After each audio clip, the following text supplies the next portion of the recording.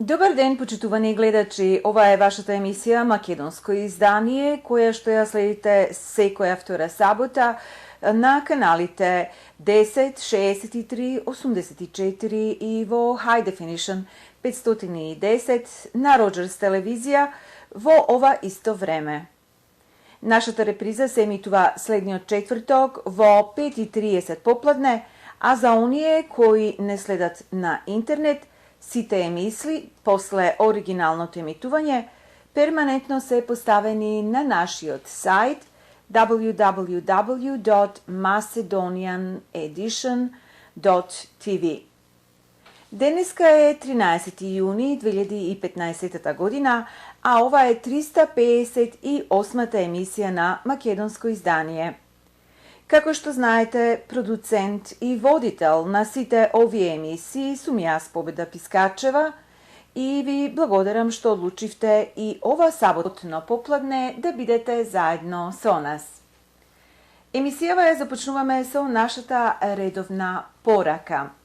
За да набавите возило со врвен квалитет по поволни финансиски услови, јавете се кај Дени на телефон 905-881-3900 и прашајте за спектакуларниот попус за месец јуни, во кој сите оние кои ќе финансираат или ќе земат на лизинг одредени врсти на возила, ќе добијат додатни поволности.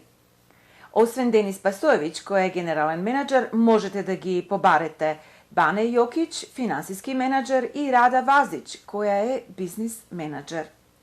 Нова локација каде можете да ги добиете сите овие поволности е во Хај Парк на 3275 Dundas Street West, Торонто, со телефон 416-762-7537.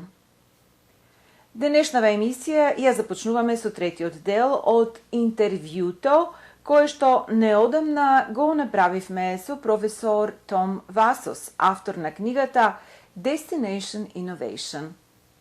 Како што слушнавте во минатата емисија, професор Васос предава на многу канадски и интернационални универзитети маркетинг и како најновата технологија го менува начинот на експонирањето на продукти и сервиси.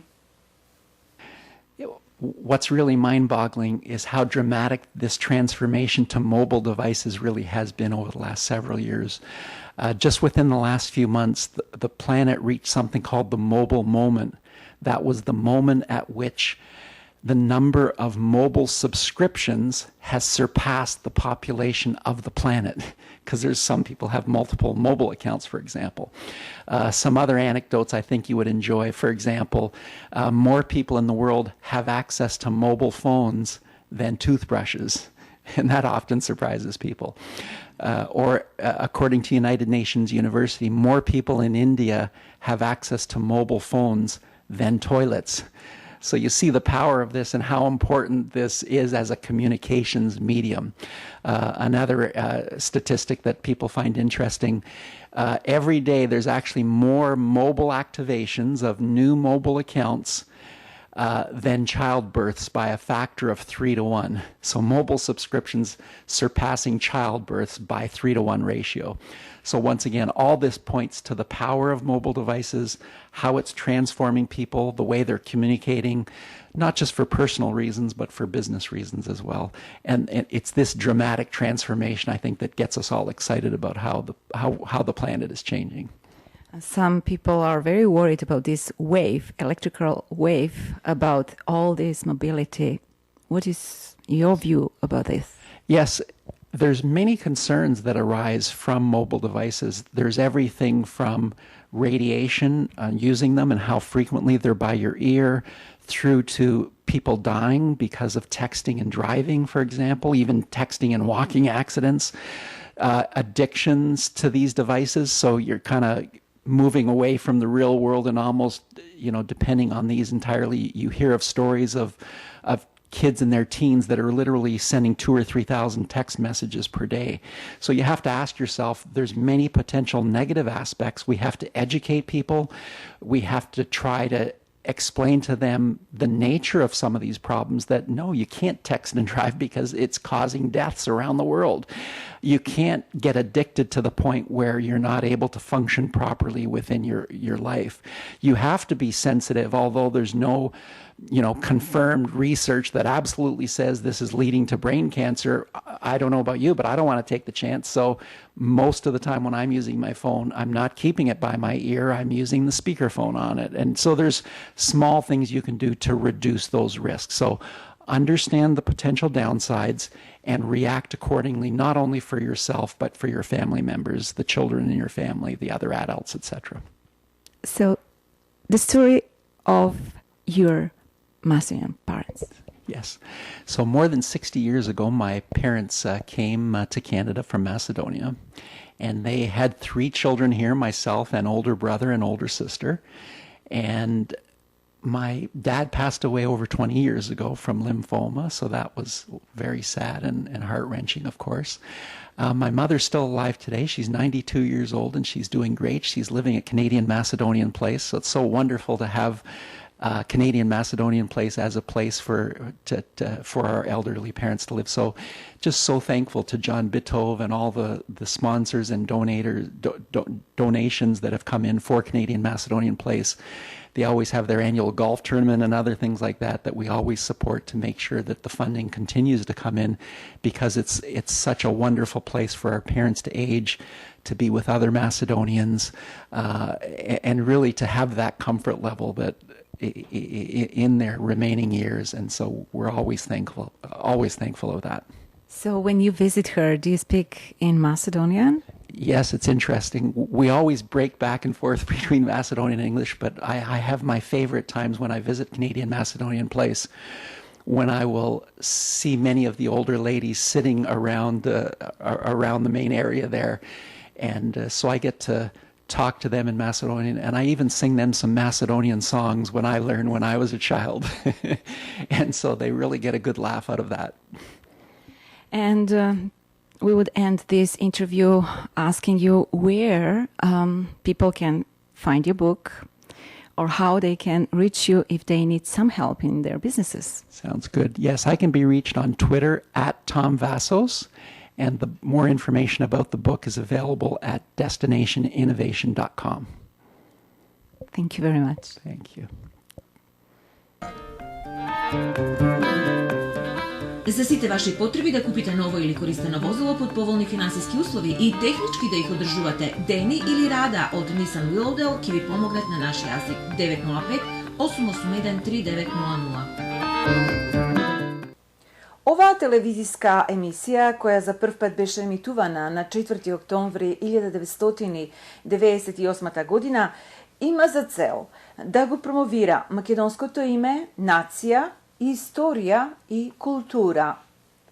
Во изминативе 17 години емитувавме голем број на прилози кои го репрезентираат ова.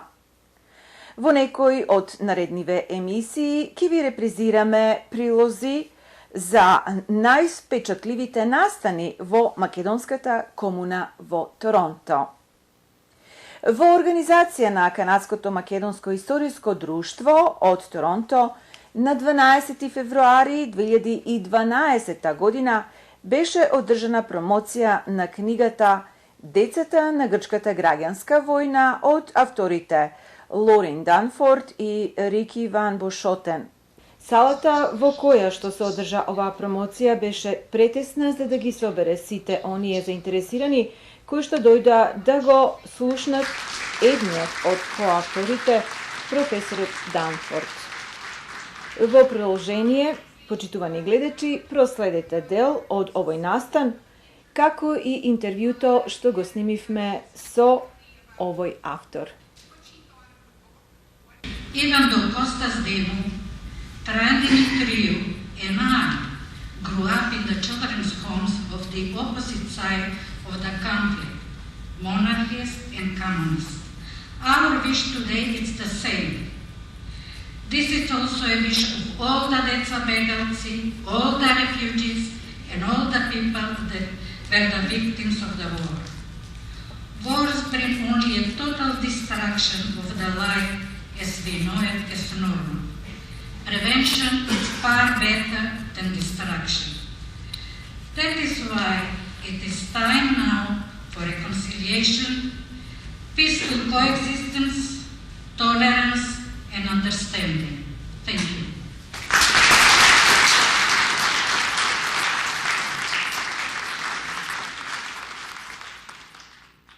It's a pleasure to be here. I'd like to thank the Macedonian Historical Society for inviting me. I'd like to thank all of you for coming. And I'd particularly like to thank all the Deca Begelci and their parents and their teachers and their Mikey and others for all the time and energy they spent in sharing their lives and their experiences with Ricky Van Schoten and me. Without them, we could not have written the book. And in many ways, people like Trine and Mary are co-authors of the book, so I want to thank them as well. Professor Danforth, you're an American. Yes. Why did you write a book about the Macedonian kids in Civil War? I lived in Greece for several years as an anthropologist and was doing research on Greek culture and Greek history, and had a really unpleasant experience where I was confronted with Greek nationalism and Greek efforts to deny Macedonians exist as a minority in northern Greece, and wrote a book about the Macedonian conflict generally. And then as I learned more about the child refugees of the Greek Civil War, both Macedonians and Greek children, with the co-author Ricky Van Schoten, we together decided to write a book about that. And so we interviewed over 100 children, Greeks and Macedonians, people who ended up in Eastern Europe, people who ended up back in Macedonia, people who returned to Greece, people who went to Canada and Australia, all over the world. We interviewed them and had wonderful experiences talking to them about their childhood, and that's how it happened. This is very complex history. How long did it take for you and your colleague to write the book? We started the interviewing in 1998, and we finished it last year. It was published in 2011, so it's a long time. But it takes even longer than that, because way before that we were learning Greek and learning about Greek history and learning how to interview people, and so it's really the results of a whole career. This point of view that you have in this book really opposes the point of view that Greeks are exposing out there. Did you find yourself in lots of troubled waters? I was criticized by many in modern Greek studies, together with some other scholars who write about the Macedonian conflict, and the criticism was usually political and from a nationalistic perspective, but often it took the form of people trying to make scholarly arguments against what I was saying, but in fact underneath the scholarly arguments were political ones, and they involved primarily my decision to use the word Macedonian to refer to people who define themselves that way, and my decision to refer to the Republic of Macedonia. And I just, as an anthropologist, my obligation is to use terms to refer to people that they use themselves. So if a Greek who also identifies himself as Macedonian or as a Greek Macedonian, I accept those terms too. So from my perspective, there are two kinds of Macedonians. There are Macedonians who are Greeks also, and there are other Macedonians who are not Greeks. Also, I wanted to say that many refugee children, Deca Begelci as we call them, thanked today to you that finally there is one book that is written in English, and it really gives a perspective for everyone. They were small, they were young, they are learning their history. Who else should read this book? That's a good question. Everybody should read the book, particularly people who are interested in the experience of refugees, the experience of people who, for whatever reason, are removed from their home and have ties to their homeland, but also have ties to their new place, the way in which people can have multiple identities. I also should mention that there is going to be a Macedonian translation and a Greek translation as well in the next few years. Professor Danforth, thank you very much for all effort that you put in this book, and we really appreciate it. My pleasure. Thank you very much. А сега во продолжение, почитувани гледачи, следува една музичка номера посветена на трагедијата на децата бегалци. 30 март беше, ношје во 12 сато. Камбаната клепна.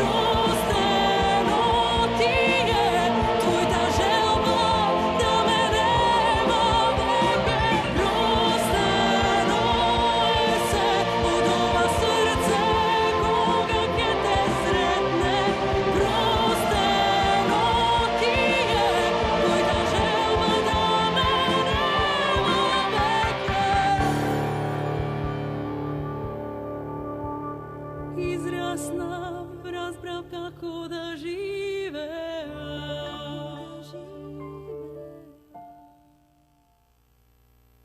И во денешната емисија имаме неколку информации. За сите ваши прослави и одбележувања користите ги банкет салите во црквата Свети Климент Охридски во Торонто. За информации и резервации јавете се на 416-421-7451. 73-тиот поред голф турнир Macedonian Open во организација на канадското македонско место ќе се одржи на 8 јули годинава. Подгответе се за уште едно спортско такмичење и дружење кое оваа година го одбележува своето 73 годишно постоење. За професионално и поволно дизајнирање веб-сајтови побарајте ги TJ Hosting на 647-547-3061. И секако читајте македонски вести, сега и со детални информации и важни надписи за македонската комуна во Торонто.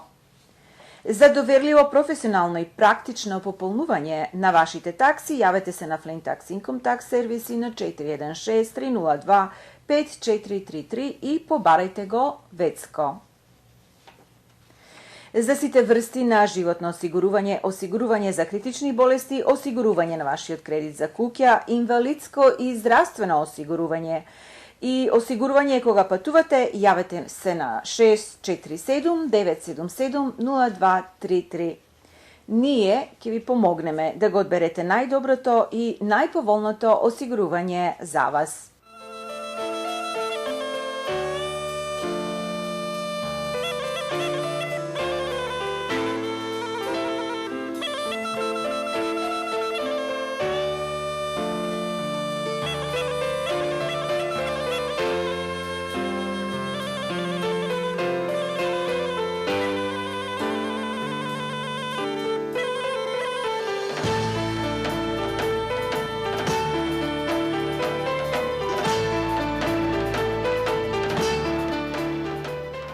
Macedonia.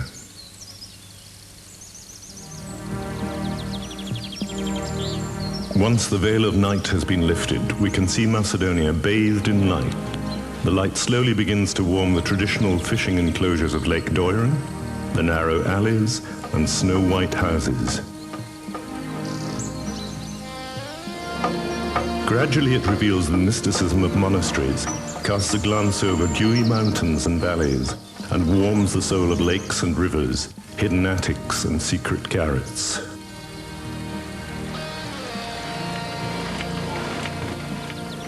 The morning is heralded in every imaginable way, by the whir and clatter of the millstone, by the rooster's crow, by the ticking of the clock, by the mysterious smell of quinces, by the echo of church bells.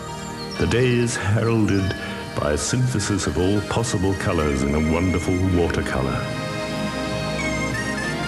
The day is born, and with it the innocent baby's smile.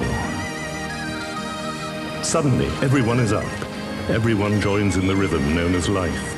Everyone, as the saying goes, carrying his own worries and his own needs.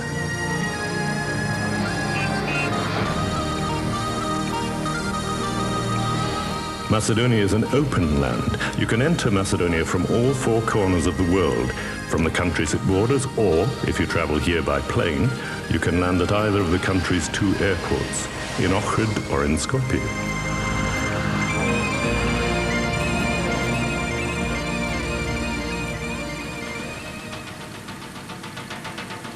Macedonia is the bride of mythology. Its treasures are there for everyone who wishes to explore them. From the ancient past, from the womb of its soil, archaeologists have retrieved, in their full originality, the goddess of fertility, the Tetovo Maenad, the Treblinishte masks, and the Ohrid Isis. You can partake of the fascinating past of the ancient cities of Heraclea, Stobi, and Skopje, with their amphitheaters, and indeed feel like a worthy descendant of ancient Macedonia, of Rome, or of the Byzantine Empire. With gentle step, you can walk through the magic beauties of its mosaics, take part in the ritual games in its amphitheaters, explore the early Christian baptistry, the scenes telling stories of love. See the heads of emperors and lacrimatories in which the princesses once kept their tears. Faced with this abundant treasure, you'll be amazed and overwhelmed by the originality of the terracotta icons discovered near Vinica Kale. You will hear of Christianity preached by the Apostle Paul in Macedonia, where his encounter with the Macedonian woman Lydia, as recorded in the Acts of the Apostles in the Bible, is mentioned for the first time. Macedonia is a land of lakes and monasteries. Its lakes have preserved the material culture, and its monasteries and churches the spiritual culture of its people. As many as 365 churches exist in Ohrid alone, in the town also known as the Slavic Jerusalem. There, amid the mysticism of the Middle Ages, St. Clement was to establish the first Slavic university. The oldest Slavonic texts date back to the 12th century AD. Among the masterpieces of sacral architecture to be found amid this Byzantine serenity, we should single out the artistic achievements of the fresco painters Michael and Eutychius. It is a fascinating fact that the fresco of the Lamentation of Christ in the church of St. Panteleimon at Nerisy was painted some 140 years before Giotto's Pietà. Some scholars believe that it is to this fresco that the roots of the European Renaissance can be traced.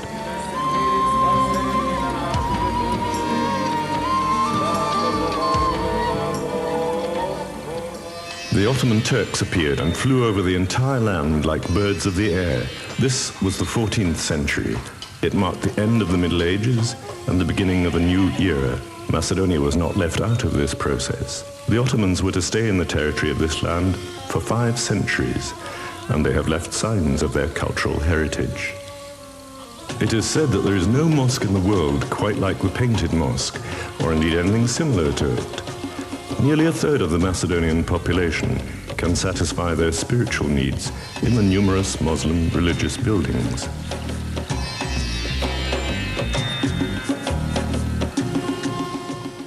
При самиот крај на емисијава повторно следнава порака. За да набавите возило со врвен квалитет по поволни финансиски услови, јавите се кај Дени на телефон 905 881 3900 и прашајте за спектакуларниот попус за месец јуни. Тоа е се, почитувани гледачи, што подготвивме за оваа емисија на македонско издание. До нашата наредна емисија за 2 недели, кога повторно ќе се видиме со нова програма, ви благодарам за вашето оценето внимание, пријатно и довидување.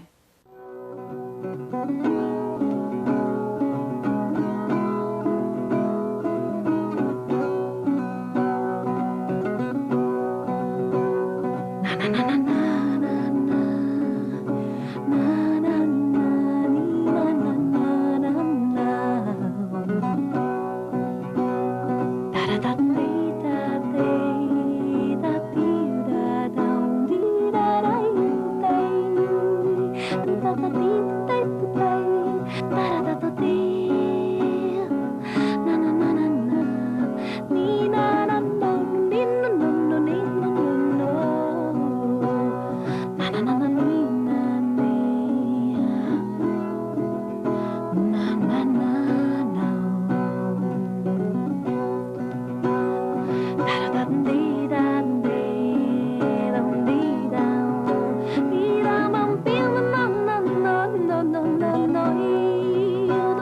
da da da da da da da da da da da da da